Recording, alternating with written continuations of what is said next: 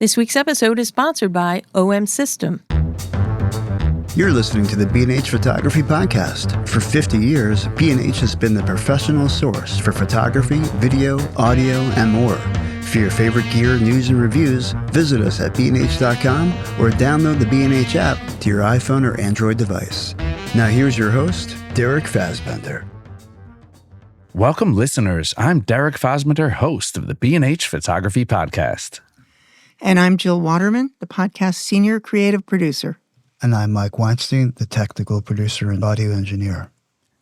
It's been said that the eyes are the window to the soul, and it's a portrait photographer's job to capture that truth. This quote by Mary Ellen Mark neatly sums up today's discussion with two contemporary portrait photographers whose inspiration is rooted in 20th century masters such as Irving Penn and Richard Avedon. Paul Mobley and Ian Spanier have much in common, from starting their respective careers in New York City before relocating to the West Coast, to their knack for forging a human bond with subjects, to an unrelenting drive to create masterful commercial portraits while being equally dedicated to complex personal projects. Over the next hour or so, our conversation will tap these themes and more, but before we begin, here's some additional background about each of our esteemed guests. Paul Mobley is the quintessential portrait photographer with a career that bridges high-profile commercial work and deeply human documentary projects. After formal photo training in college and years assisting top image makers, he developed a clean, direct style rooted in precision and genuine engagement with his subjects. Paul's commercial portfolio includes celebrities, athletes, and major brands, yet his approach remains consistent across both commercial and personal projects. Build trust, find authenticity, and create portraits that capture the soul of his subjects by combining technical clarity with emotional depth. Additionally, he is widely recognized for his long-form documentary books, projects that have taken him across the United States to photograph ordinary people, farmers, centenarians, firefighters, and community heroes, whose stories often go unseen. Paul splits his time between New York and Los Angeles, where he lives with his wife Suzanne and their rescued Shar-Pei, Jessie. In his spare time, he loves traveling, especially to Mexico, sampling tequila, and visiting Michigan to eat his mother's Italian cooking. Ian Spanier began making photos at age 6 with a point-and-shoot camera received from his parents. A photo major in college, he started out in publishing, where he worked as a photo editor for 13 years, but making pictures never left him. He taught himself to shoot with medium and large formats, in addition to learning lighting techniques. These methods did the trick because Ian has since established a long and distinguished client list within editorial, corporate, and entertainment industries. He has also published several books, including Playboy, A Guide to Cigars, Arturo Fuente from 1912, Local Heroes, America's Volunteer Firefighters, and most recently, Cigars, a biography, featuring nearly 2 decades of his work in the cigar industry. Ian is a brand ambassador for Westcott Lighting, Spider Holster, Tether Tools, Think Tank, Evoto AI, and several other brands. Additionally, he regularly lectures and creates video content for Canon, B&H Photo, and PP of A. Previously a New York resident, Ian now lives with his family in sunny California, although his work still takes him around the world. Paul Mobley and Ian Spanier, welcome to the show. Thank you. Thank you very much. Thanks for having us. Thank you guys, of course. Paul, I want to start with you. You've been making photos since your high school days back in Detroit, majored in photography at the College of Creative Studies, but after graduating, you decided to take the show to New York. Can you take us back to that decision? What motivated it? Was there something that you wanted in your future that you saw New York as the answer to? I was in a college in Detroit that primarily focused on product and cars. Detroit's a car town, and I had an instructor who realized that I had no interest in photographing cars or products, and I would turn in all my assignments, and they were always models or homeless people or just ordinary people. And he said, listen, you're not going to make it here. If you want to do what you like to do, you got to move to New York. And against my parents' wishes, I got on a bus and went to New York 2 days after I graduated. Wasted no time at all. None. Now, before becoming a photographer, you of course assisted some of the greats. I mean, Annie Leibovitz. How long did you spend as an assistant? And is there something that you could take from your days in assisting that you can still look to as something that shaped your career? I assisted for about 4 years with 2 or 3 key photographers. I tried to work with as many people as I could. Annie, I was with on and off for about a year. And I think when I look back on those days, I'm not sure it was a specific photographer. I think it was just New York in general.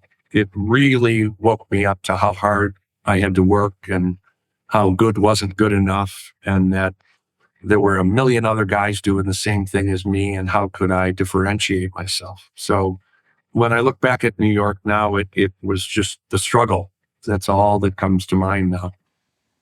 Interesting how it doesn't relate to like the work you're doing, but more the environment and the place and the competition of that. Yeah. Now, with trying to become your own photographer, trying to find your own voice, your own creative style, and working under people, is that a hard balance to achieve? I mean, you're trying to do your job, trying to absorb as much as you can, but at the same time, you obviously want to find yourself as a photographer. How do you balance that? You know, it was so hard back then because I knew that if I left the comfort nest of working as an assistant and getting a weekly or monthly paycheck, I was going to be on my own. And I doubted myself 100 times. And I think it just got to a point where I figured if I don't do this, I've just got to get out and try it. And essentially, I just stopped assisting on a particular day and had my portfolio and hustled as hard as I could to as many clients that would see me. Mm-hmm. It's always curious to me. I've never assisted a photographer. So is that a conversation that you have? Do they kind of know that assistants are out there and they want to grow on their own and they know that they're not going to be there forever? Or how does that work usually? I think that especially now, young assistants will ask me, and obviously I'll tell them to try to pay as much attention to who they're working with, because each photographer you assist is obviously going to give you something that you'll take with you and learn. But I think everybody has a different plan. Some people assist for 8 years. Some people go for a year and get a lucky break and they're out of there and shooting on their own. So if there's anything that I've learned doing this is that every single person's story and path in what we do is different, for sure. Now, that's a perfect segue over to you, Ian. I guess you were shooting your first cigar images at 6 with that point and shoot, right? No, definitely not. Definitely not cigars at 6. But your path wasn't, I mean, initially you weren't a photographer. When did you decide that you wanted to be a photographer? I mean, you had that past working in publishing and as a magazine editor. Did you have an interest in photography even before then? So yeah, obviously I had the camera when I was 6 and I continued with photography, shooting 35 millimeter through high school. And truthfully, the reason I took it up in college was to get the easy A, because I already knew how to use a camera and I knew my way around the darkroom. And the truth of the matter is that I think I've said this to you many times before when we've spoken, is that I tried my hardest to not be a photographer most of my life, and it just kept coming back. And even as an editor, never intended to shoot. It was 3 weeks into the first job that I had at GQ magazine where something last minute needed to be photographed. And back then, aging myself slightly, we did not have digital. So it had to be shot on film. And without time to make the assignment or even send the book out to one of our regular photographers, I volunteered to do it. And that started a 6.5-year still life career. Wow. And what took you to people? I mean, going from still life to portraits, different world there. It's a little bit of a jump. Definitely. I mean, I tell people often, I pretty much have shot every subject matter at some point or another. What sort of grew as my MO, and there wasn't many photo editors at the time who were shooting. I think there was about 3 of us who were diligently doing both. And essentially, things would come up. So an author portrait needed to be made. Person might only be in town at the offices for that day. Hey, Ian, can you bring your camera in and throw up a light and shoot a portrait? Because this guy is here. He's only here for 10 minutes, that kind of thing.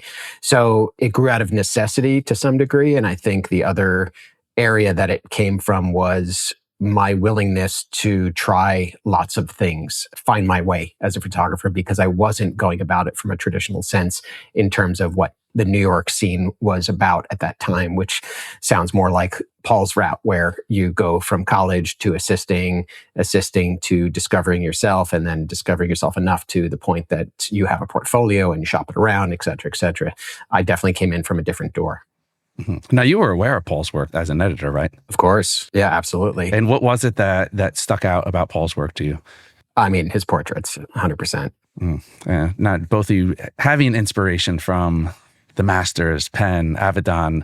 Is there something, I'd be interested to hear what particularly is of interest about photographers like that, because obviously we all have our little quirks and we all have things that stick out to us about a particular artist's work.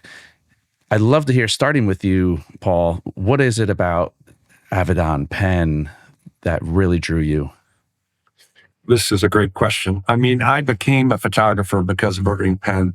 I remember at a very young age in college looking at his work and thinking that every picture he made was perfect. I'd have so many great Irving Penn stories of when I was assisting, and we could spend all day talking about Irving Penn. But for me, I just think even today, people ask me all the time, who are your favorite photographers? And I got to tell you, I don't have that many. Everybody does good work, but with Penn and Avedon, Penn by far number one, Dick Avedon right behind him, and then 3, 4, and 5 are miles behind. I just think the works that they've done are bold and powerful, and I hope in my lifetime that I'll do a picture half as good as Mr. Penn did. It's really the reason I became a photographer. That tracks with you, Ian. I know he probably took your answer there, right? But is there anything I'm going to say the same thing. It sounds like he's channeling my brain right now. It's funny because obviously I was attracted to Paul's work as an editor for what I saw, which goes in that line of thought process of a Penn and an Avedon. For me, Penn is number one, mostly for me because he literally shoots everything. And that's the thing that I've very much so have fought upstream with my entire career and still do today, of trying to explain to people that photographers shoot what they see. And that doesn't work for every photographer, but I happen to be that style of a photographer that if I can light it, I can shoot it.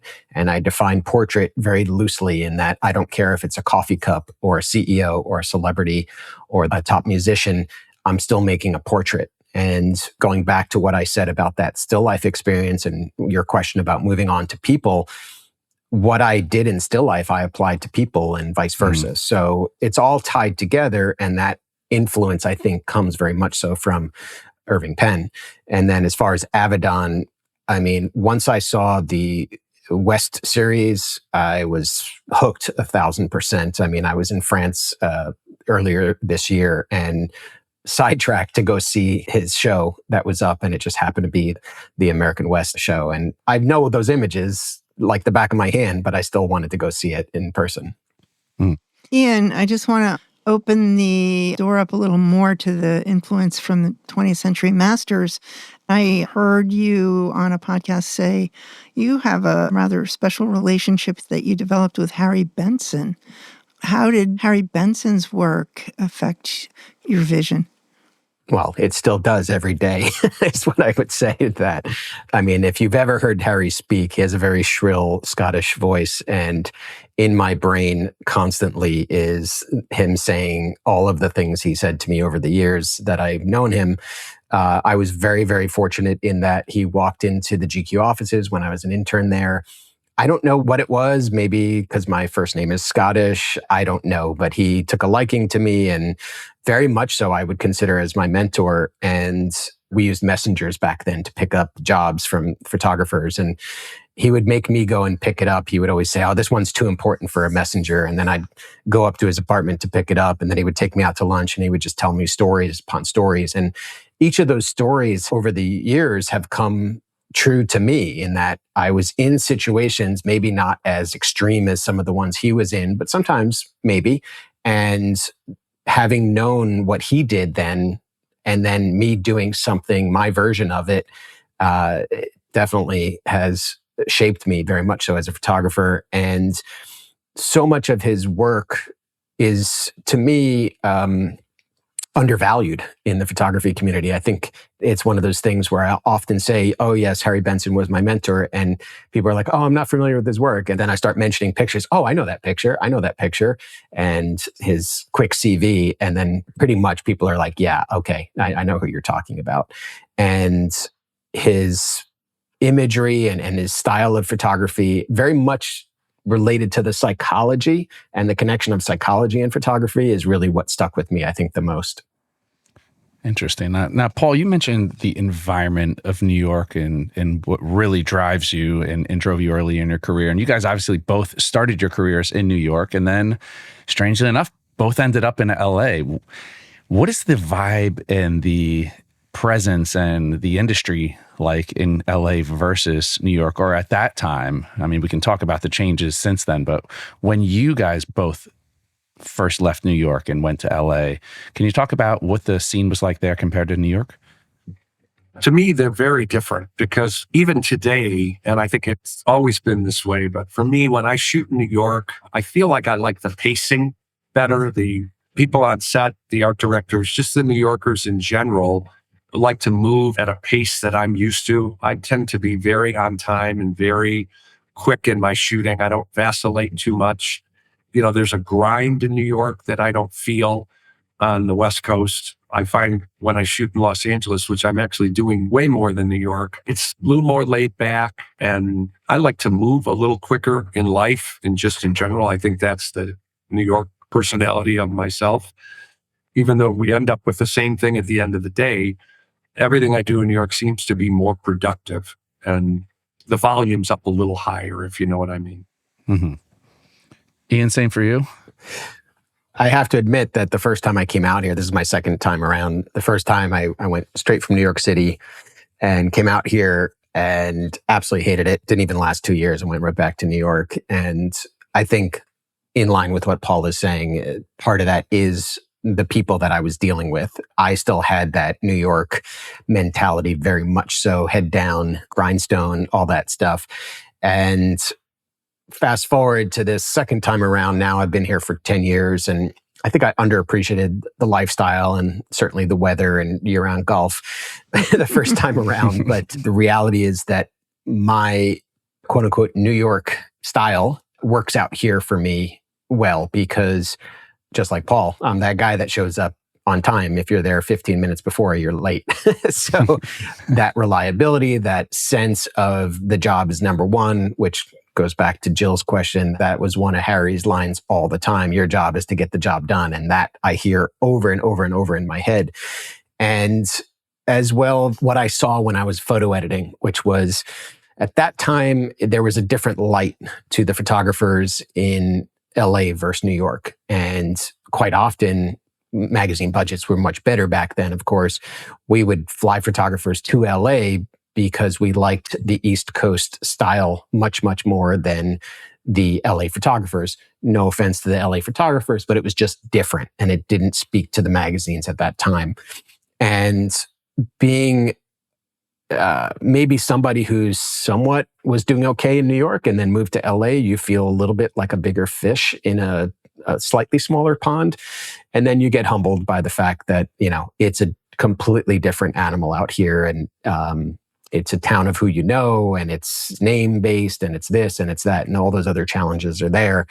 So you have to find your way differently, and nobody cares that you're from New York. So, the world's constantly changing. And I'm also very much, and I say this to photographers all the time, when young photographers say, what's the best advice? I always tell them, shoot, shoot, shoot. That's the thing that you need to do. But then they say, well, how come you're so open about your style of shooting, and you share your BTS and even your lighting diagrams and things like that? And I was like, because you're never going to out hustle me. And that's my attitude. And maybe you are a better hustler than me, but I don't believe that. I believe I will always be that hustler. And that comes from that New York thing, I think. I could be wrong, though. Yeah. And I'd like to add on to that, what Ian was saying. I came out west because of the lifestyle. I've been grinding in New York, living in the concrete jungle for a long time, and I just had enough. But the one thing I remember very early in my days in New York, a guy said to me, even though New Yorkers are gruffy and they get in your face and, sometimes they can be rude, some of the best friends you will ever make in your life will be New Yorkers. Because once they're your friend, they'll be your friend forever. And when I look back, that is so true. My close friends in Los Angeles, I could count on one hand at best. And just like Ian said, that, who you know, but boy, if you make a friend in New York, they're going to be with you till the end. It is funny out here too. I don't know about you, Paul, but we tend to navigate to other East Coasters, even other states on the East Coast. But 100%. For some reason, we find each other. It's just like you immediately connect and you just see a difference in everything, the friendships that you form. Yeah, every aspect of it, 100%. It's no different than when a new art director comes in. They're going to bring in their people that they're used to working with. They're going to bring their photographers that they're used to hiring. Is it similar? Is that part of what it is you're bringing in people who are used to the lifestyle that you're used to, and that kind of bleeds into your work or your way of working, your style of working? I don't quite know how it works. It's just really one of those things. It's a vibe thing, I think, as cliche as that sort of sounds. The reality is that the attitude I think we get formed by growing around New York or in big cities like New York is very different than here, and akin to what Paul said about the laid backness that's here. I don't know if it's the same today as it was, 20 years ago, but certainly 20 something years ago when I came out here, I was like, do you guys even want to work? Like, this is crazy to me. Like, you're not even trying. And, in New York, I knew some photographers who, there was one guy in particular who told me this story about how he smoked way too much fun stuff and let his career go. And he disappeared, and he was on the rise big time, and he disappeared as a result. And I feel like a lot of the guys out here are just so loose about their careers, and they'll move out to the desert and then just be like, oh yeah, I'm coming back. And I'll just be like, what? Like, that's just, no, stop. Like you gotta stay. You can't do anything like that. But to your point about art directors coming and going and bringing their own people in, I had a great old-time professor at college in our senior year, and he was a great guy with a lot of knowledge, had a great career as a car photographer. And I remember so many times throughout the year when we were graduating, he said, you guys, let me tell you something. You want to be a big-time photographer, that's great, but please remember 10% of your job is taking pictures.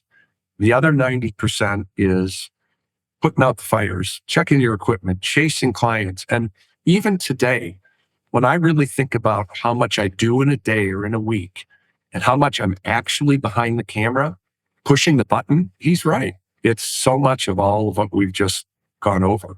It's nonstop. Interesting. It's more about, I guess, the business and, like you said, the putting out the fires. Professional photographers are more problem solvers than they are artists a lot of the time. I think so. I agree. Yeah. It's really hard to be a business person as an artist. I used to do a lecture on that very thing, because the reality is, and Paul, you literally took the words out of my mouth, that I would literally say 10% of the time is what you shoot. You're not behind the camera very often. So everything else that you utilize to form your business, and I used to liken it to a house, that your foundation is your talent. And every room and structure of the house that's built after that is how you invoice, how you treat people, how you build your crew for jobs, how you interact with clients and potential clients, and how you deliver the job. And all those other pieces speak much bigger volume than just your ability to press a button or light a situation. And I'm seeing it more and more now. Our market is flooded with photographers, right? Everyone with an iPhone is a photographer at this point. And the reality is, how do you stand out as a photographer as a result of that? And the truth is, it's how you run your business that really matters. The talent piece is absolutely, more than ever, the given. They know that you know how to make an image. Now, what do you do with every other part of how you deliver, how you show up, how you put your crew together, how you even send that invoice? I laugh when assistants send me an invoice on a Word doc. I'm like, no. You need a system. You need to be using some kind of a system that shows that you are professional. You're a business. You're not just an individual anymore. Mm-hmm. It's interesting you say that. Are there little things that, particularly for the people who are out there listening and they want to break in, and any little tip or trick can help, or probably more importantly, can hurt? Are there little things like that are just red flags for someone who's trying to assist and trying to get their feet wet and break into this industry? Are there little things like that are just giant red flags that you'll see from people who are younger or not as experienced as you both? I would say absolutely. I mean, obviously the example of the Word document thing, that drives me crazy. Sweaty palms drives me crazy. I don't know why, but if they shake my hand and their hands are wet, I'm like, seriously? But the other piece to me is, how you show up. Are you professional in how you present yourself? And are you going to be taken seriously in that way? And, you're talking to a guy who wears a hat every day. So I show up in a baseball hat, but I present myself with all the other parts to sort of complement that in a way that it doesn't become about me showing up in a baseball hat. It's more like, oh, that's his look. Okay, cool.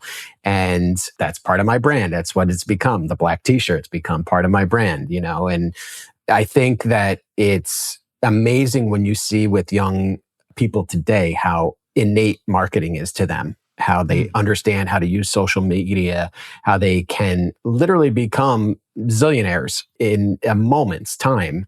And we can't even operate our phones at that level. And the reality is that what they might be missing is the interaction with people, because most of us live in our phones nowadays, right? So can you actually carry a conversation? Are you interesting enough that somebody wants to have a coffee with you, wants to meet you somewhere and look at your work and how you present yourself, not just from the portfolio, but everything else from that? Ian spoke about what not to do. For me, what you should do is I tell a lot of young people to learn their craft. A lot of people that are shooting with iPhones don't know how to light. They don't understand lighting. They've never been in a dark room. And I still believe today, especially with the resurgence of film, learn your craft. If you really want to be a photographer, learn your craft from the ground up. And the other one that's really big for me is I always look for assistants that anticipate what my next move will be. Nothing irritates me more than to say, could you please go pick that up? That's in the shot. Could you get it out of there? The best ones, they know what's coming next. And that's typically why I like to work with the same people, because they just know my behavior and what I'm going to do next. And it makes it so much easier for us. Interesting. It's not just somebody who knows the ins and outs, but is really learning you as a person and how you work as a photographer. That's interesting. Well, that goes back to that psychology connection with photography. 100% of the way that you become a good assistant is to anticipate and read your photographer's mind, essentially. And that's a rare breed. And when you find those people, you hang on to them. Back in the day, I'd always have to tell assistants to quit talking to the clients and keep their mouth shut. I would constantly, before we'd start a shoot, say, you guys, zip it, nothing. And today, these kids are so on their phones and quiet. It's like, now I got to wake them up, because they're so sheepish. And you can look somebody in the eye when you're talking to them. That would be a good start, Interesting. I want to go back to that 10% of the time that you guys are behind the camera. You guys obviously both have a breadth of experience with different systems from film to digital. How important is the gear to you as photographers and these decisions for choosing which focal length or choosing a certain setup for a particular portrait? Can you guys talk a little bit about the gear that you guys use on a day-to-day basis? What's your go-to? And more importantly, in a wider discussion, how it relates to developing a style or a look as a photographer? Well, I'm going to get in trouble for saying this because I did on my last podcast. A couple of weeks ago, I did a podcast and I said to the guy, equipment's not important. It's what comes out of your heart and your mind and your eyes. I actually use the term that sometimes think of yourself as a surgeon. The camera is just the scalpel to do the operation. And, a couple of people called in and said, what do you mean the equipment's not important? And I didn't really mean it in that way.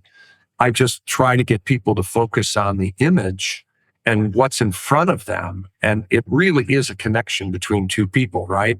So I think the equipment is, for me, absolutely secondary. I have shot with every camera you can shoot. And if I've got a subject that's really given me something, I could shoot with an old broken 35 millimeter film camera and I know I'm good.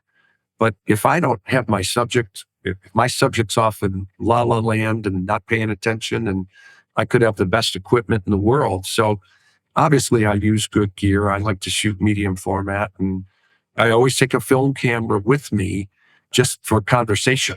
Sometimes a famous person will see me pull out an old Pentax 6x7 and say, oh my God, that's amazing. I know that camera. And sometimes I don't even shoot with it. I just do it to maybe get a spark or get somebody engaged. So that's really the hardest part. Once you've got them engaged, there's no camera in the world right now that won't record what you're doing. Ian, I don't know if you agree, but that's clearly my opinion on equipment right now.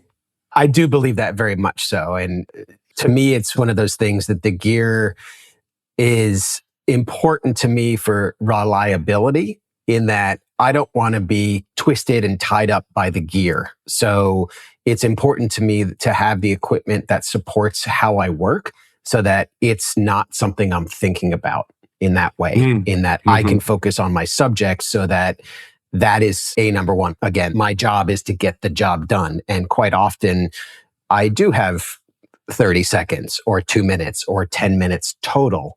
And I literally just did a shoot 2 weeks ago. I was told I have 10 minutes, and ambitiously, I'll do 3 setups.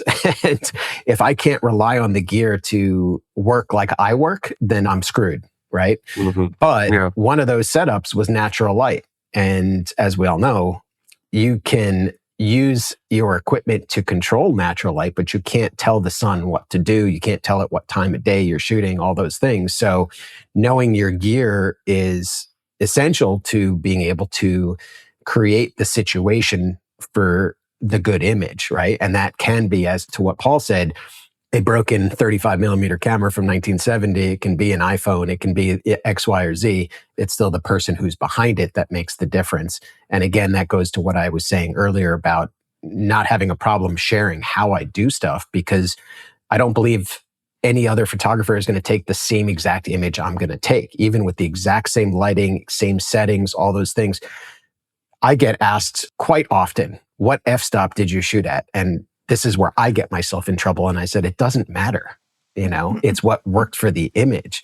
And the way that I typically approach, I still use a light meter, and I believe very much so the importance of light meters.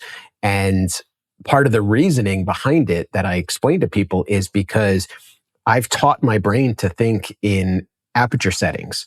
And so I know going into a photo shoot already what the aperture setting that I ideally want to be shooting at to tell the story that I'm telling that day. And so I'm utilizing those apertures along with the light and how I'm manipulating or utilizing it to help push that narrative forward, because at the end of the day, that's my job, to tell a story without words, right?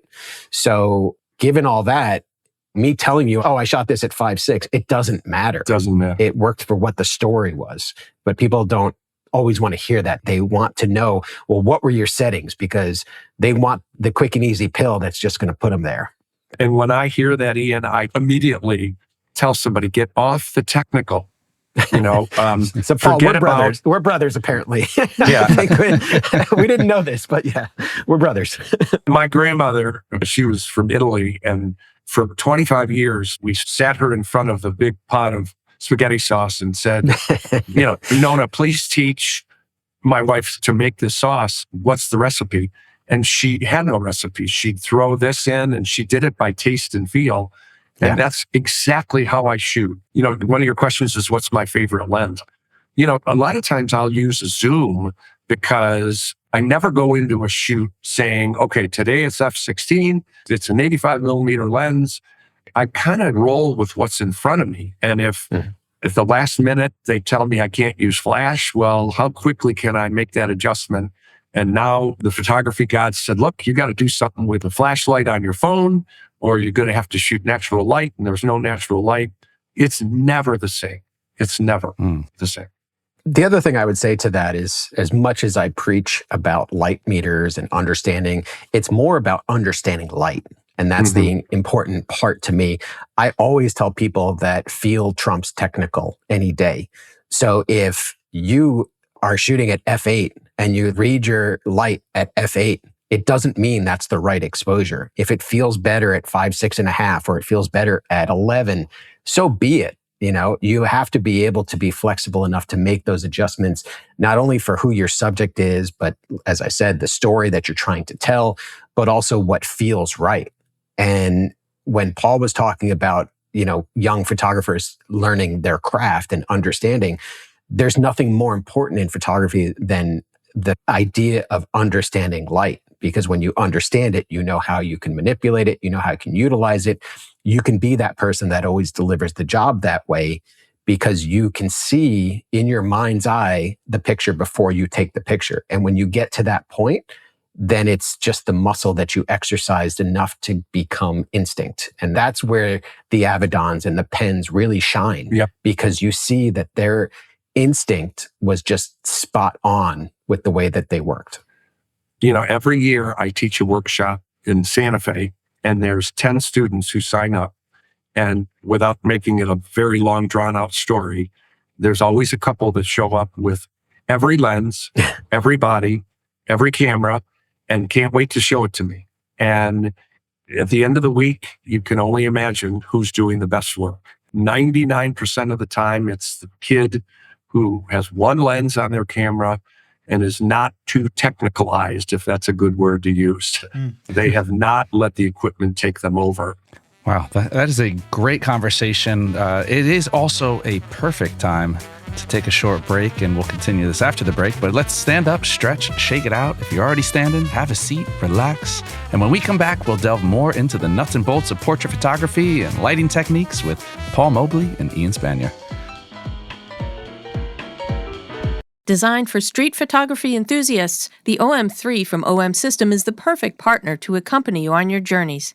The portable, packable Micro Four Thirds mirrorless camera is ideal for cityscapes and urban street scenes, and it comes in a classic, elegant SLR design.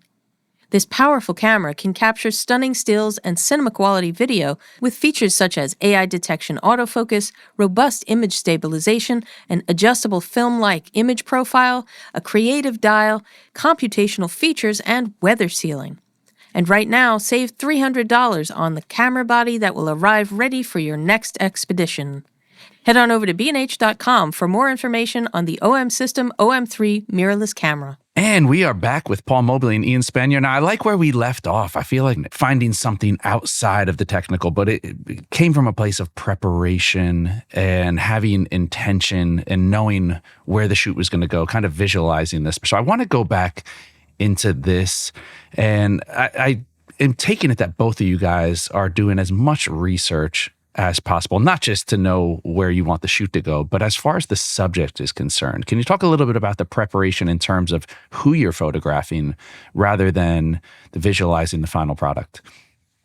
Basically, for me, I'm very much so trying to get from my clients the keywords as to what they need, right? My job is to be their voice on the photo shoot. So I'll ask the questions and extrapolate the words that will help me translate that into how I'm going to light the job, how I'm going to shoot the job, and approach it in general.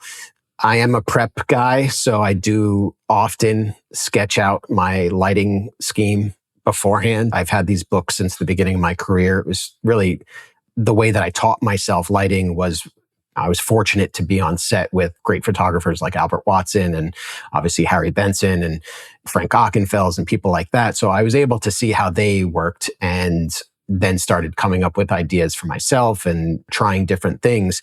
And so just as a habit / great way to have a distraction on set if my computer freezes and I need to hand off my notebook to the client to say, oh, here's some of the work I've been doing lately, things like that. Or at the very least, if I have to deal with the clients, I can hand the notebook to my assistants and say, this is the lighting scheme for today and go ahead and set it up. And then I'll step on and tweak it once I'm free.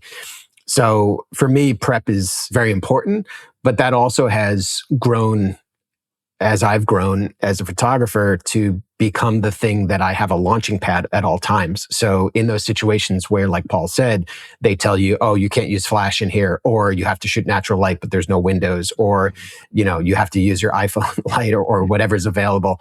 I have that flexibility because to me, if I have a plan and it fails or it doesn't work for the client, or if the subject doesn't like the lighting or whatever the case might be, I now have a place to go forward as opposed to not have any options. And being somebody that shoots a lot of different lighting styles, it means that I have all these tricks in my bag that I can yank at any time when something changes, or we have extra time, let's do another shot, or hey, can you do some natural light portraits? I know we've been in the studio all day, all that stuff. Being able to recognize all those options available to me, it just makes me more valuable as a solution finder, as we talked about earlier, being photographers who are problem solvers. Again, I never call them problems, I call them challenges, and challenges have solutions, and that's the way I always see it. For me, I have kind of loosened up my pre-prep. Obviously, I like to know about my person, but the first thing I want to do is get in front of my subject and just sit with them. So if they say to me, you've got 10 minutes, the hardest thing for me is I have to, as quickly as possible, look at that person and see, maybe I'm not going to just take the camera and shove it right in front of their face. I might take 3 of those 10 minutes to talk about the fact that they like to fly fish in Montana. And I'm wasting some valuable shoot time, but it might get me on track. So for me, when I get on set, the first thing I want to do is get in front of my subject, even if I'm just sitting next to them while they're being made up. And I watch their mannerisms. I watch the way they're turning their head. And in my mind, I've almost made the picture before we've come on set, because I noticed the way they kept putting their hands on the side of their face, or the way they would raise one eyebrow when they'd speak. So, and I think if you get that subject in a good comfort level where they like you, you may have to take half your 10 minutes to do it, but you're going to get a picture. So I've loosened up my prep a little bit in favor of trying to win over and make my subject as comfortable as possible. Interesting. Does that take any pressure off you, or is there any pressure anymore, Paul, at your stage? Do you just come in there and it's kind of just business as usual? Oh, I think it's worse than ever, because if you've made some great images, you almost have to always make great images, especially if a client has hired you based on your work or who you are. For me, maybe it's just my personality. Every shoot for me is extremely stressful. And like every photographer I know at a high level, they always walk away saying, oh man, why didn't I do that? Or I should have done that. You're driving back and you think, oh my gosh, I can't believe I missed that. So I'm still looking for the perfect image in my life. But yeah, it's a real struggle for me, yes. There's a collective sigh out there when everybody listens to that, like, oh, I don't feel so bad now. I don't want to say it's no fun, but it's, especially if it's a high level person, it's a tremendous amount of stress, I think, to try to do something amazing. That's what we're all trying to do. Yeah, and just hearing you put it out there, like, if you've made great work and you're expected to always make great work, it hits a little differently when you hear it like that and you think about it and you're like, yeah, it's not like you have a low bar to hit and you just like, okay, I can hit this. You're going out there with an incredibly high bar to hit, and not every situation is going to be the same. As we've talked about a few times now, it's problem solution or overcoming challenges, as Ian would state. Can you guys talk about what does get in the way of you really putting something out there great? Are there difficult situations that come up regularly, or things that you find yourself having to tackle or go with the flow on more often than not? For me, I find that it's the gatekeepers. Sometimes, as Ian, I'm sure will agree, you go through 25 people and 200 emails to finally get that 5, 10, 30 minutes with your subject. And once you get to your subject, you realize they're usually very nice people, and they're easy to work with. But for me, the hardest part is, I call them the gatekeepers. All the people from the publicists to the managers, everybody that is surrounding my subject until I finally get to be with them one-on-one. Ian, is that hit for you? Times when to get to the person, to get to the subject is like climbing a mountain, and you get to the subject and you're like, wow, this person's the most chill, coolest person ever. I don't know if I quite see it the same way. I think that I approach all the jobs knowing that that's my job, right? And all those distractions, they're not in my way in terms of getting the job done. It's just a matter of, I'm here to deliver something, and that's what I'm going to do. And if I have to appease those gatekeepers, which we all have to, so be it. I've got my thing dialed in to the place where I'm confident that I can always come through, and I don't stop until I know I have it. I'll stop shooting when I know I have it. And I think at this point, it's that, at least for me, that prep that I do puts me in a position that I know that I'll get something for my client that is going to check that box. Now, what Paul said about the drive home, of course, that happens big time, because if I only had one more setup, or if I only had one more minute, or if I had one more assistant who could have gotten a light up while I was shooting this and I was thinking about that shot, those thoughts are never ending. But I guess I see it slightly different in that I know what my job is. And even though on set, I'm the quiet one, I'm still the director. I'm still the one controlling the situation. I lit it. I'm the one pushing the button. So all those gatekeepers, to me, I can appease them, or at least make them believe that they're being appeased. But at the end of the day, even my subject doesn't know that. And Derek, you've seen me do this in person, but I do a little game with them where I put them in a position where they feel like they're in charge with complete intent, so that I can get what I need, because they don't realize that I'm controlling every piece of what creates that image other than them. And now I've just controlled them, and they didn't even recognize that I did that. That's a Harry Benson technique right there. So, you know. How do you guys balance? I mean, you obviously get to a point in your career where you're being hired for the work that you put out. And a certain part of that is who you are and the style that you've cultured. How do you balance that with dealing with the vision of a creative director or of any of these other decision makers or gatekeepers? How do you still keep your stamp? Do you have to exert a little ego at some point, or is it really just communication? I mean, for me, I would say that the recognizing factor of you're hiring me for what I do was a tough pill to swallow. I spent a good 10 years, I would say, just doing what I thought the client wanted. And still to this day, often will just do that because maybe it's a time factor, or maybe it's just, the job has gotten to the place where it's so specific, we're really just there to press the button and that is it. But the realization I had at some point that, particularly when the industry changed with smaller photo departments, especially with editorial, a lot of jobs I do, I'm by myself. There might not be a creative director on set. There might not be a photo director doing anything other than connecting me with my subject. And certainly during COVID, that happened a ton. I was basically at celebrities' homes or in a studio with a celebrity, and even a publicist might not even be there on those jobs. And so it was up to me to deliver. And I think that helped bolster that confidence, but confidence doesn't necessarily equate to ego, in my opinion. And so for me to have that sort of feeling that it's my job to just go and deliver what I do, then I started to approach photo shoots from that direction, that confidence that you're hiring me because I do what I do. And I'm here to not only be the guy that has the solutions to those challenges, but also delivers a certain quality of work that will sell the product or work on the key art poster or be the editorial story that you need so that you can write around it. And that's adapting to the change in the industry, which I think people underrate quite a bit. They don't realize that adaptation is a huge part of staying in a space of longevity as a photographer. Yeah, I agree. And I have found, at least for the last few years for me, people hire me for what I'm doing. And so I've really noticed over the last couple of years that they let me do my thing.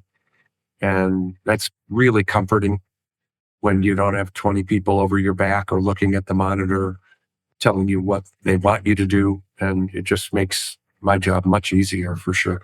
Paul, who's at the top of your bucket list? If you had to photograph somebody, let's go living, not dead or alive, somebody still living. Is there anybody that's at the top of your list that you would love to photograph? Paul McCartney. That was quick. Mm-hmm. That was a no-brainer. I've only been working on it for 5 years, and I'm hoping 2026 is my year. Interesting. Ian? Bruce Springsteen. Musicians. I love how you guys both went. You guys really are you guys distant relatives or? I think we're blood related somewhere down the line. Are you Scottish, Paul?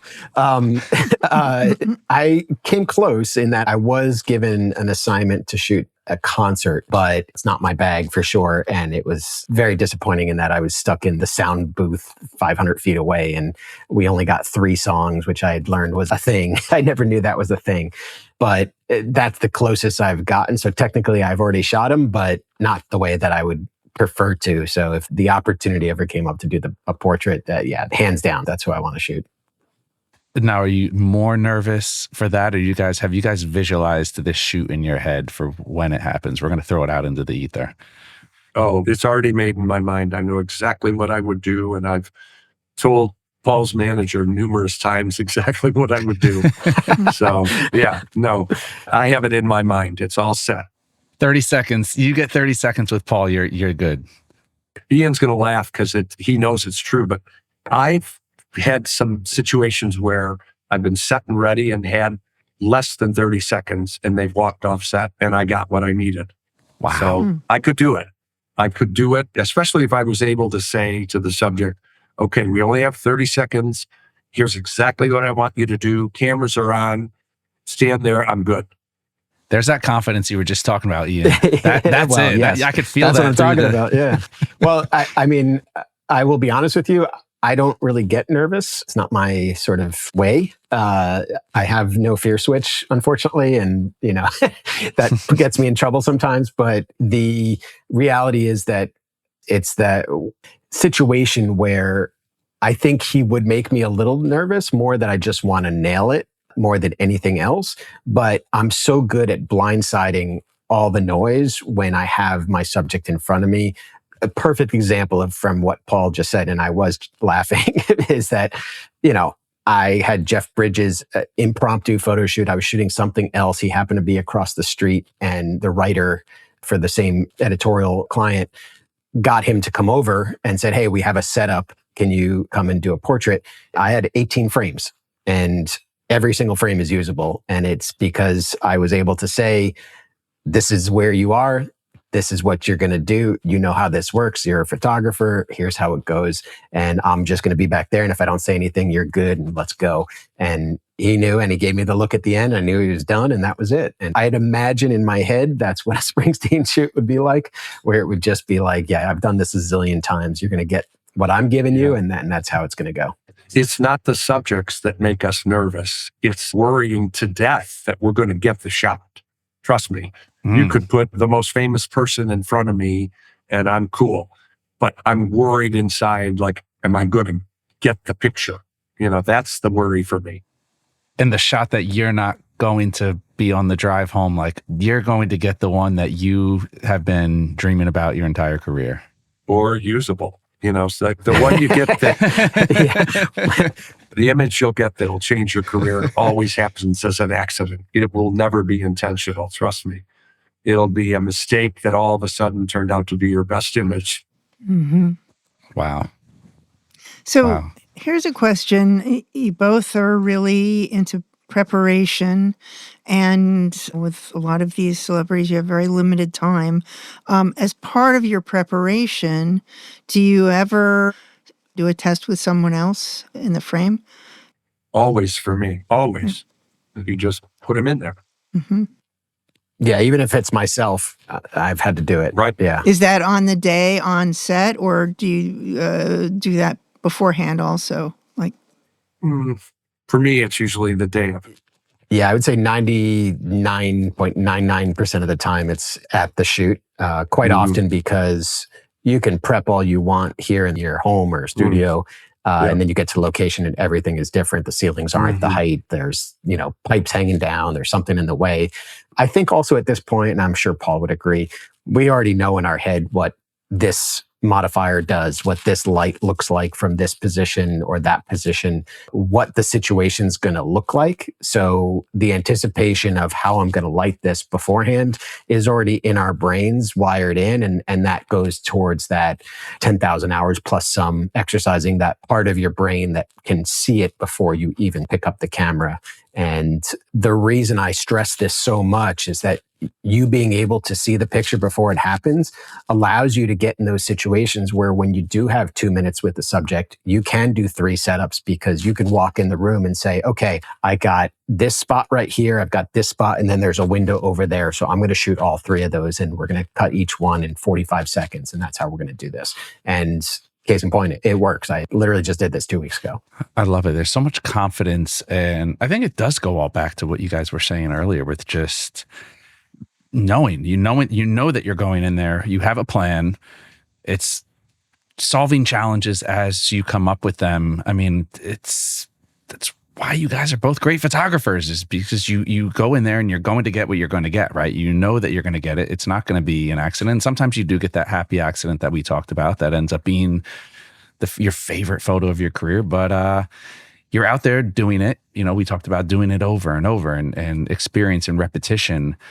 Now, I want to touch upon personal projects because I think they kind of put us in a different place as photographers. Can you guys talk about your own personal projects? Of course, you both have done projects on firefighters. Probably a good place to start is what personal projects lend to you as a photographer in general, but also to your commercial work? I kind of treat both of them kind of the same in the sense that, when I'm doing my personal work, I feel a freeness that I can do what I want really and truly, and not one person's going to have anything to say or an opinion. But I still shoot the same way. My eye's trained to do what it does and what I see and what I feel. So for me, the books and some of the other personal stuff that I've done is still maybe a unvarnished version of my commercial work. It's just a little less controlled from others, I guess would be a good way to put it. For me, I believe that personal work is the vehicle for testing, and it allows me to come up with new and different lighting situations, to challenge myself, to do things unconventionally because you just never know. And again, this goes back to having those tricks in the bag that I like to have. So when I did a project on interesting people that live all around us that you have no idea what their stories was, I used that to teach myself video, but also I approached it from a very non-technical standpoint. And I only used, 1, 2 strobes at most. And I would not use modifiers. I would bang the strobes into a wall at each of these different locations. Every location was different, and challenge myself to not be technical about it because I found myself getting too technical on photo shoots. And so I wanted to free myself up a little bit. And then in terms of my latest project, I'm shooting that with a fixed lens Leica, and I'm doing it for the sole reason of forcing myself to see portraits differently so that I don't ever feel stuck to a 24-105 on a Canon, and don't ever feel stuck to an 85 millimeter, and put myself in a position where if all I have with me is one camera with one lens, I can come up with a way to make a portrait the way that I see it. And these things are what, truthfully, being a commercial photographer, and that's my agenda, this is what the art buyers and the photo editors and people who hire actually want to see. They don't want to see the commercial work as much. The commercial work they know is specific to what it is, whereas the personal work really shows how you see the world and how you envision things. And as a result, you're giving them a piece of who you are as a person. And that helps that decision of, do they want to spend the day or the week or the month on set with you? Some great insight there. Do you guys use that to test Or is it more of just freeing yourself, like you've said? It's still, I like what you said, Paul. It's still the same approach. You're not approaching it differently. You just feel more free. Are you more experimental? Are you more creative when you're creating personally? Yeah. For me, I've been doing a lot of stuff now where I've gone back to film, where I don't want to look at the monitor. I don't want to see the work. I want to try to strengthen my eye. And, to me, shooting film is a reminder to pay attention and to really look through the viewfinder and see what's in front of you and be a little more concise and a little more careful, not knowing you're going to get an instant result. You're going to have to wait and see. So that's what I do quite a bit nowadays. If I have no client and it's just something that I want to do, I will shoot film. And just the whole anticipation of the film being developed and, I got to wait a day or two to see my proofs or contact sheets. It kind of keeps me excited about photography. I love that. I see it as a way to keep moving. I keep going back to this whole idea of exercising the muscle. And, it works very much like that to me. If you're not shooting, you're not thinking about shooting. And it's, for me, having the ability to always have something going on fills in that time in between assignments. And, particularly on a tough year like this was, where there was essentially no productions in California. So it was like the entertainment industry was very different out here this year. And yes, I have clients in other arenas. And again, going back to the thing that we talk about being a photographer shoots different things. But the reality is that I always want to be exercising that muscle. If you train in any sport, it's the same thing. If you just pick up your golf club and go out to play golf, you're not going to shoot a good score. But if you practice, then you're going to have it as that muscle memory. So personal projects also fulfill that for me, in the sake that I am using that piece of my brain and trying things and pushing levels and doing this and doing that, so that I have that instinct when I'm in that situation where I need to deliver in 30 seconds or 2 minutes. Now, as we wind this conversation down, we started in talking about New York and how competitive New York is as a market. Let's bring it back to 2025. And obviously, the industry has changed drastically since you guys both began, and competition is tenfold of what it used to be with just everything that's gone on. What is it right now as far as the commercial marketplace? How competitive is it really? Does having a name and a body of work behind you set you on a different tier, or do you guys have to get out there and grind like anyone else? I think we have to grind, but having a body of work certainly helps. Maybe the grind isn't as hard. Would I be doing the work I'm doing without the portfolio I have and the experience? Absolutely not. So it helps. But another great mentor of mine said, especially when I was shooting celebrities, the more you get, the more you get. And it's served me well. I got a job a couple of months ago that had nothing to do with music. An ad agency in Chicago hired me to do this really nice job. And I didn't think for a minute I would get it. And at the end of the shoot, I asked the creative director, I said, I'm curious why you hired me. And he said, well, honestly, everybody that we looked at did great work. But I saw a picture you did of Roger Daltrey, and I've always been a big Who fan. And that's why I hired you. And I thought, 30 years of breaking my back, and that's why he hired me. So it was a happy accident. I definitely believe that you're as good as your last job. That is unfortunate truth, but I think staying relevant is super important, and the grind is never over. As I mentioned earlier about being somebody that always is hustling for work, I can't stop and I won't stop. And so the way I see it is I've not made it where I could be. And I always believe I have another destination point ahead of me. So good or bad, I'm often not satisfied with whatever I've done to this point. And sure, it's nice when people recognize you and hire you for the job because they've seen X celebrity or this person in your book or whatever. But the reality is that for me, I just want to work. And I don't care so much about the idea that I'm going to rest on some laurels because I have somebody in my portfolio. Mm-hmm. Now, do you guys see, are you getting asked more with this hybrid approach now where a lot of still photographers are having to get into video because the job is going to the person who can do both versus do one really well and hiring another person to do the video? Have you guys seen these types of jobs come across your desks where they want somebody who can do multiple types of media or create something for social media, or has that not really affected you guys? It definitely affects me. I think every portfolio meeting I've had, somebody asks me that question. Part of the bonus from COVID was that I started working more with some of the brands that I use for jobs, lighting and software and things like that, and have had to create content for them. So I've gotten pretty good at, I would say, putting videos together and reels together and understanding that animal. So it's within my wheelhouse in a comfortable space at this point. But I don't know about you, Paul, but I'm a bit of a purist. I'm a photographer. I'm not a videographer. I can direct cinematography. I can direct lighting. I can do all those things. But if the budget is there for me to bring in a cinematographer, that's my preference. Yes, I know how technically to shoot those cameras and shoot video and even use my iPhone if needed, but I'd prefer not to. That said, I did do a job this year where I had to do both stills and video, and each at different locations, basically no crew, and do sound and have to understand how to do sound as well. And I hate it. It's a big distraction to me from being a photographer.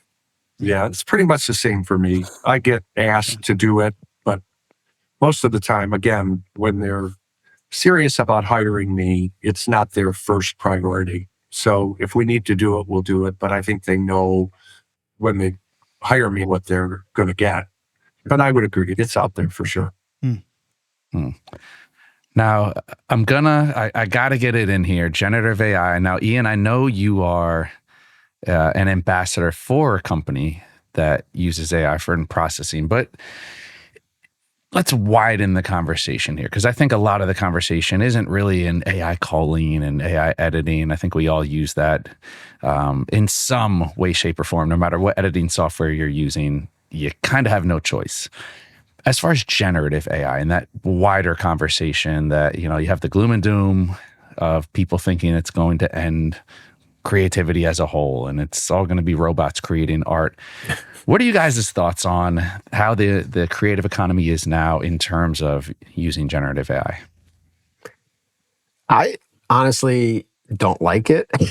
It's I just don't think it's good yet. It will be, but in terms of quality, I still don't like it. I don't think it satisfies what I know I can do as somebody that retouches his own work. That said, it's obviously coming, and it's obviously something that we will have to face.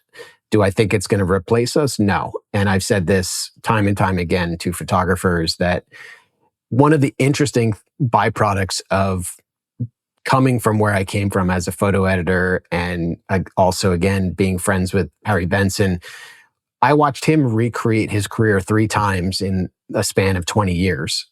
And the reality is that if you adapt to the changes in the environment, you will survive. And so if you understand the technology, if that's what it takes, or if you utilize it in a way that works for your workflow in your system, or you bring on crew that helps with that part, if that's not something you can do, then you will find a way to survive as a photographer. You won't be replaced by a machine. And it's the people that bitch and moan about it and complain about the idea that all these things are going to take over, they're going to replace us completely. What's the point? Good. Have that attitude, because you're gone. And that's fine by me, because that's one less person I got to compete with. I agree with that. And I also related similar to when we were all shooting film and digital came out. And a lot of photographers, including myself, were really resistant to switching over. And it was the same thing. You either adapt or you're done. And it was really at that time because of the speed. A lot of people ask me nowadays, do you shoot a lot of film? Well, I don't think clients have a problem with me shooting film. It's the turnaround and all of the steps in between. So I kind of look at it pretty much just like when digital cameras came out, that you either work with it and try to make it work for you, or go work in a restaurant. I love that. It's such a based take. I never thought of it like that, but it is. And I've actually heard people use that analogy before. And I'm like, yeah, it does. It tracks. It's the exact same thing as everyone thinking that digital was never going to hold water. If we go back to what we started talking about, is these pictures are made with our hearts and our minds. AI can never replace that. And if people want to hire us, they really want to know what's inside of us. So for that reason alone, I'm not worried. Paul just ended it on a mic drop there. So we're going to run with that. Paul, what do you have either working on, any upcoming projects, anything you're excited about? I've got my regular commercial work that I'm doing. I have a new book coming out called American Warrior, where we've been traveling the country photographing military families and guys that have come back from the war, and old timers and young families. And it's about halfway finished. And my new exhibition, my centenarian pictures, are going out the end of next year for a 5-year exhibition. So I'm busy trying to get that all finished up and ready, but all good. Very happy and just taking it day by day. Awesome. And where can we learn more about this or keep up? Or social media? You a social media guy, Paul? Oh, big time. Paul Mobley Studio is my Instagram and website, and my exhibition is ifilivetobe100.com. Yeah. I love that. Ian, what about you? What do you have in the works, and where can we find more of your work? Sure thing. So yeah, same deal, just pushing and continuing on the commercial side. I am in talks to do another book for a single client with the same crew that I did the cigar book for. And so we are just starting those conversations now, but I might be starting as early as February, and it looks like it'll be a 12 to 14 month project, which will be pretty cool. So I'm looking forward to that. And then, my work is always out there at Ian Spanier on Instagram. I've been very big on LinkedIn lately. I've really been finding it to be a good venue since lots of people are out of work and everybody's on there. So I've been posting there quite a bit. And I do share, as you know, very much of my behind the scenes and thought process behind photography and, just little tips and tricks of things that happen in my world. And I will be also appearing at Imaging USA in January, the Monday and Tuesday of that event. So I'll be doing a speaking engagement on how to use a light meter, my favorite topic. And then I'll also be doing appearances with Westcott and Tether Tools and Evoto and a couple of others down there.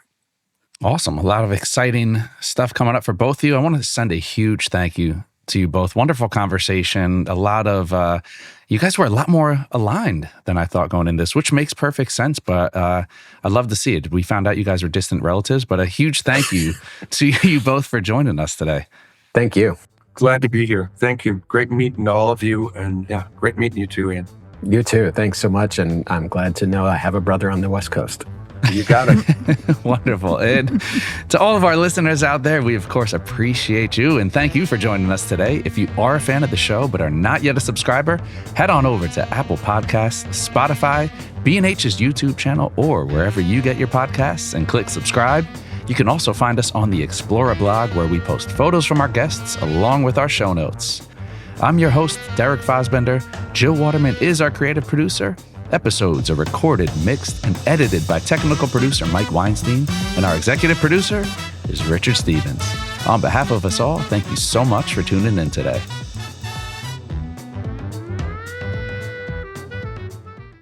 Thanks to OM System for sponsoring this week's episode.